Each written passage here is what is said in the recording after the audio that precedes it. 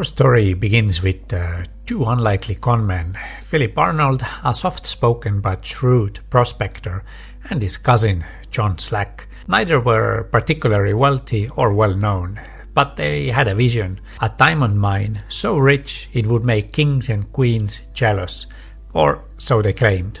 In 1872, Arnold and Slack arrived in San Francisco, carrying a small leather pouch. Inside were rough, uncut diamonds, rubies and sapphires.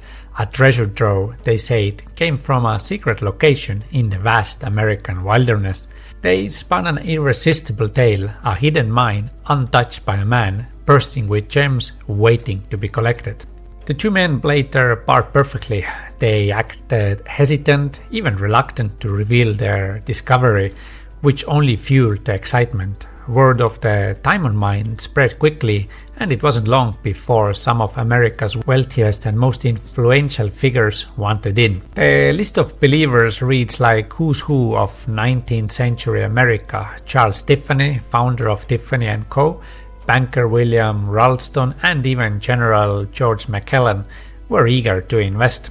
They sent experts to examine the supposed site, and what they found amazed them. The conmen had carefully salted the ground. They scattered purchased gemstones, diamonds, rubies and sapphires across the dirt. To the untrained eye, it looked like an untouched field of riches. The experts, or so-called experts, returned with glowing reports, and the investors' pockets opened wide. Arnold and Slack were swimming in money. But their success would not last. Enter Clarence King, a brilliant geologist and head of the newly formed United States Geological Survey. Unlike the investors, King wasn't dazzled by the story. He was skeptical and he decided to investigate. King and his team made the journey to the alleged diamond field. What they found was shocking.